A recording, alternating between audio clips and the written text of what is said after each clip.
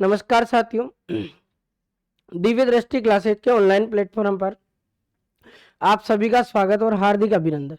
आज फिर हम लोक देवता पर चर्चा करेंगे और पिछली क्लास में जैसे अपने मल्लिनाथ जी पढ़े थे ऐसे अपने एक लोक देवता और है, उनका नाम है अपने तल्लीनाथ जी राठौड़।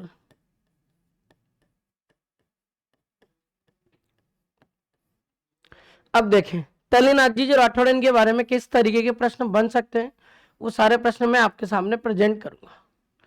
सबसे पहले मैं अगर बात करूं कि तल्लीनाथ जी जो राठौड़ हैं, इनके जन्म की बात करें, तल्लीनाथ जी राठौड़ का जो जन्म है अपने शेरगढ़ ठिकाने में हुआ था। अब शेरगढ़ जो ठिकाने में हुआ था, तो ये शेरगढ़ जो ठिकाना अभी वर्तमान में अगर देखा जाए तो ये राजस्थान के जोधपुर ग्रामीण जिले में पड़ता है। इस स्थान पर तल्लीनाथ जी का क्या हुआ था? जन्म। अब तल्लीनाथ जी का अगर वास्तविक नाम अगर आपसे पूछा जाए कि इनका वास्तविक नाम क्या था, तो साथियों नाम याद रखें, तल्लीनाथ जी का वास्तविक नाम था गोगादेव राठौड़, या इनका कहीं नाम यह भी मिलता है गांगदेव राठौड़। तो गोगादेव राठौड़ या गांगदेव राठौड़ अपने तल्लीनाथ जी का नाम था। आगे चर्चा करें, तल्लीनाथ जी के जो गुरु पूछा जाए,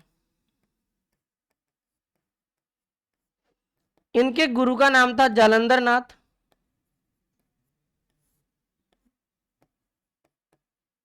क्या नाम था? जालंधर नाथ। और चीजें हैं, तल्लीनाथ जी के नाम से एक प्रश्न और पूछा जाता है, इनका मंदिर कहाँ है?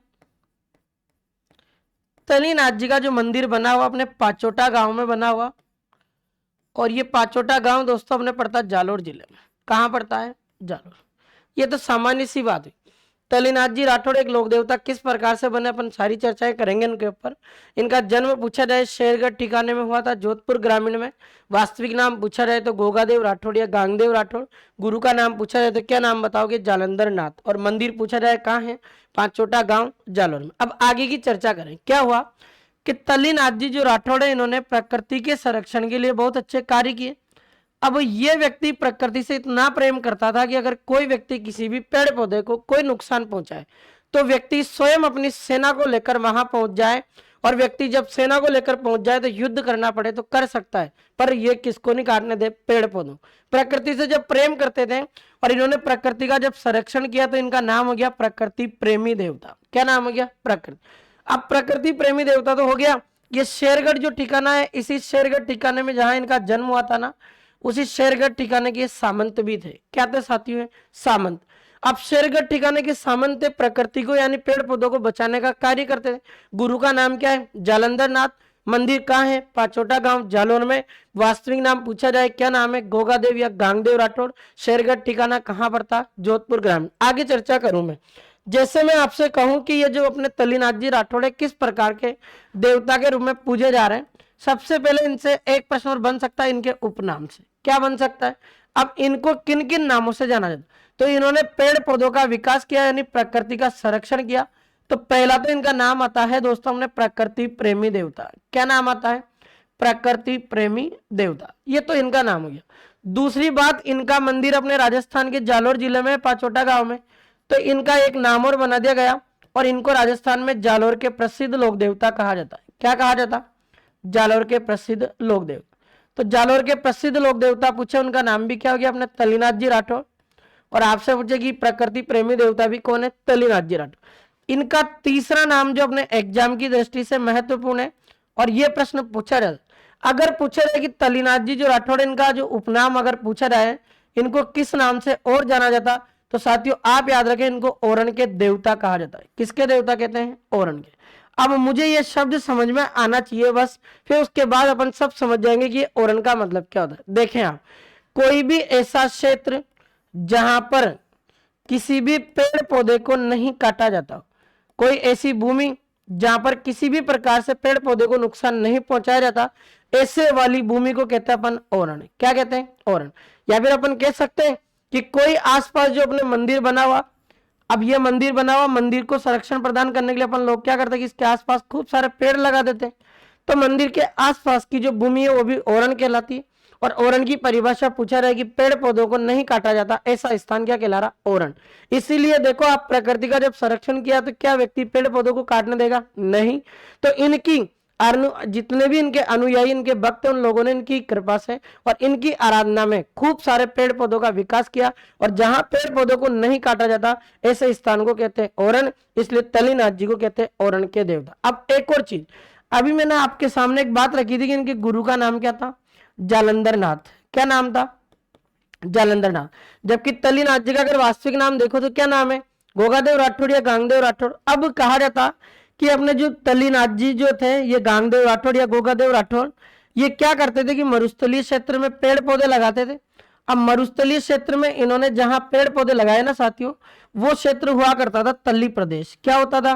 तल्ली प्रदेश। अब ये क्या होता है ये समझना पड़ेगा। देखें आप, कोई मरुस्थल वाला एरिया है, और जिस तरीके से अपने उसमें मरुस्थल में जब अपने हवा चलती है, पवन, तो पवन क्या करती है? अपने साथ मिट्टी का जमाव कर देती। मिट्टी का जब जमाव करती है तो मिट्टी को जमा देती, यानी अपन ग्रामीण परिवेश में स्थानीय लैंग्वेज में कहे तो उन्हें अपन क्या कहते हैं? रेत के टीले। क्या कहते हैं अपन? रेत के टीले। अगर मैं ज्योग्राफी की लैंग्वेज में इसकी बात करूं तो इन रेत के टीलों को अपन कहते हैं बालू का स्तूप। क्या कहते हैं साथियों? अपन बालू का स्तूप। अब जैसे ये बालू का स्तूप बन गए अपने रेत के टीले, अब क्या होगा कि मानसून के दौरान जब ये रेत के टीले बनकर अपने तैयार हो रहे, पहले ग्रीष्म ऋतु के दौरान हवा चलेगी, अब ये मानसून जब होगी बारिश, तो बारिश के दौरान जब अपने होगा तो इसका जो निचला वाला जो भाग रहेगा, इस निचले वाले भाग में क्या होता है कि पानी बढ़ जाता है। जब पानी उस निचले वाले एरिया में बढ़ जाएगा, उसके पश्चात उस मरुस्थलीय क्षेत्र में कुछ पेड़ पौधों का विकास होता है, मरुद्भिदी वनस्पति का। अब वो पेड़ पौधे का विकास होगा, तो पेड़ पौधों का विकास ऐसे करने वाला जो व्यक्ति था वो था गांगदेव राठौड़ या गोगादेव राठौड़। इसके गुरु गोगादेव राठौड़ या गांगदेव राठौड़ के गुरु जालंधर नाथ ने जब देखा कि ये व्यक्ति तो पेड़ पौधों का विकास करने के लिए क्या कर रहा, रेत के टीलों के बीच में पेड़ पौधे लगा रहा, ताकि वहां पानी भरा रहता, उस पानी वाले एरिया में पेड़ों को लगा देता और वो पेड़ों का संरक्षण करता है। ऐसे जो बालू का स्तूप है, इनके बीच की जो भूमि होती है निम्न जल बेसिन वाली, उस निम्न जल बेसिन को कहते हैं अपन साथियों तल्ली प्रदेश। उस तल्ली प्रदेश में पेड़ पौधों का विकास करने वाला शेरगढ़ ठिकाने का एक सामंत जिसका नाम गोगादेव राठौड़ या गांगदेव राठौड़ था, उसने जब पेड़ पौधों का संरक्षण किया तो उसके गुरु जालंधर नाथ ने उसका नाम रखा था तल्लीनाथ। इस तरीके से अपने तल्लीनाथ के रूप में पूजा जाता वो लोग देवता थे अपने तल्लीनाथ जी राठौड़। तो मंदिर पूछे कहाँ है? पाचोटा गांव जालौर में। कहाँ के सामंत थे? शेरगढ़ ठिकाने के। गुरु का नाम जालंधर नाथ। रियल नेम क्या था? गांगदेव राठौड़ या गोगादेव राठौड़।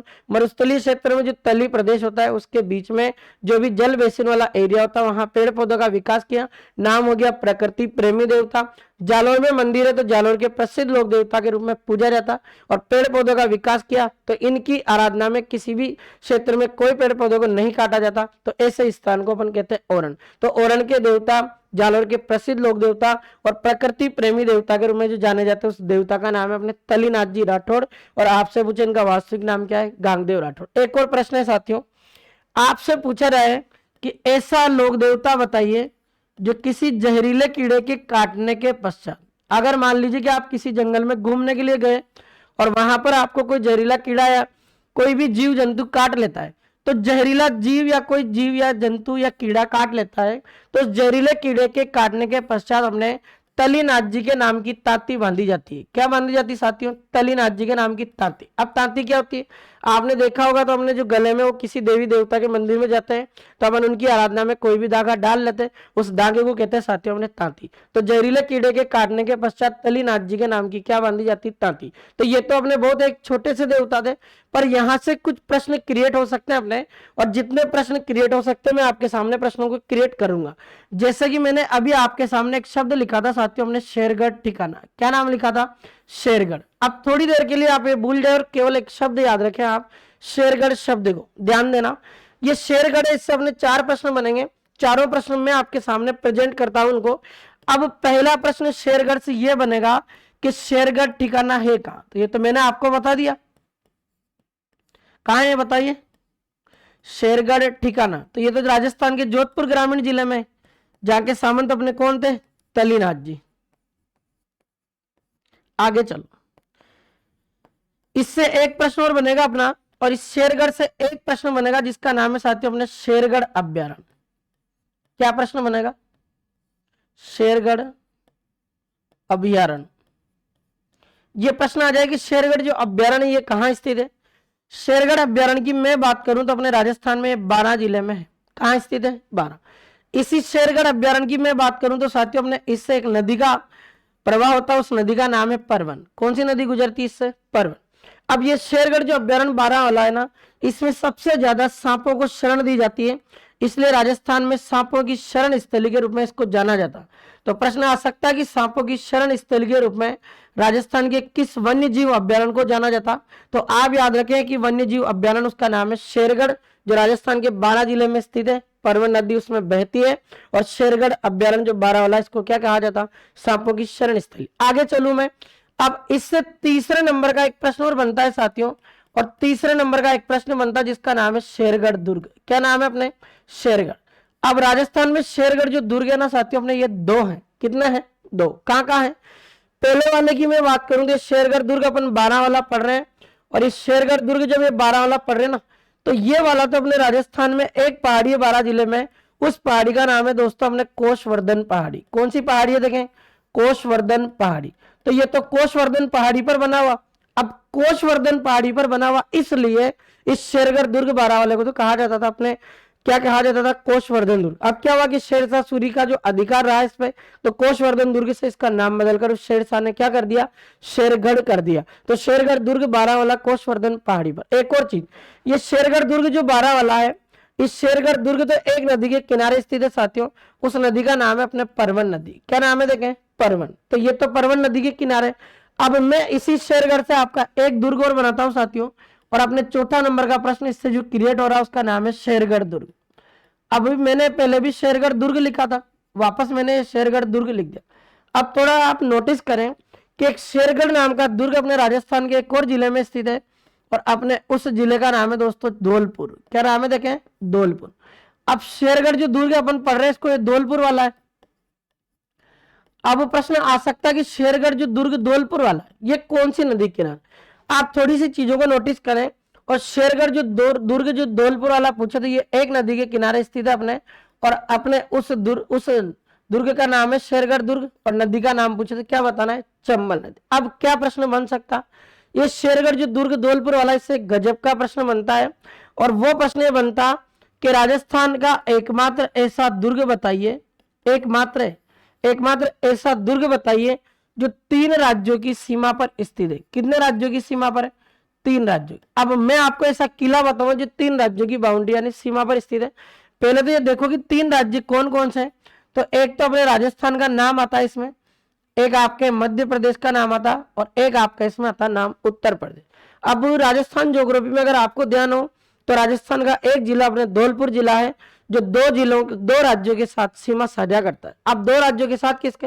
धौलपुर ऐसा जिला है राजस्थान का जो एमपी के साथ अपनी सीमा बना था, और ऐसा धौलपुर जिला जो अपने किसके साथ सीमा बना था? उत्तर प्रदेश के साथ। और राजस्थान का क्या है? जिला।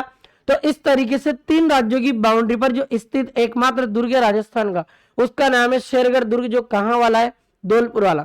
तो शेरगढ़ ठिकाना पूछे तो जोधपुर ग्रामीण में, जहां के सामंत तलीनाथ जी या फिर गोगादेव या गांगदेव राठौर, जिनको प्रकृति प्रेमी देवता, जालोर के प्रसिद्ध देवता, और आपसे पूछे औरण के देवता कहा जाता।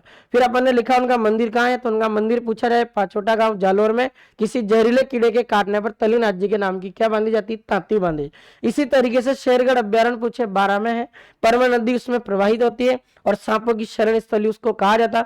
शेरगढ़ दुर्ग पूछे 12 वाला तो एक पहाड़ी पर है, कोषवर्धन पहाड़ी पर, इसलिए उसको कोषवर्धन दुर्ग भी कहा जाता, और वो परवन नदी के किनारे स्थित है। इसी तरीके से आपका एक शेरगढ़ दुर्ग है जो अपने चंबल नदी के किनारे स्थित है धौलपुर जिले में, और शेरगढ़ दुर्ग जो धौलपुर वाला है वो राजस्थान का एकमात्र ऐसा किला या दुर्ग है जो 3 राज्यों की सीमा पर स्थित है। उसमें से एक का नाम है राजस्थान, एक राज्य एमपी, और एक राज्य अपने उत्तर प्रदेश। इस तरीके से अपने एक लोक देवता थे तलीनाथ जी, उनसे रिलेटेड जो कुछ फैक्ट थे ये निकल के आ रहे थे, तो मैंने आपके सामने सारे प्रश्नों को रखने का प्रयास किया। तो इसी तरीके से जुड़िए हमारे साथ, और जितनी भी क्लासें आपके सामने आती है अपने किसी भी अध्यापक साथी की, आप जरूर उनको शेयर करें, और आपको जो भी कोई समस्या हो तो आप जरूर कमेंट के माध्यम से वो चीजें बता सकते हैं। तो थैंक यू सो मच।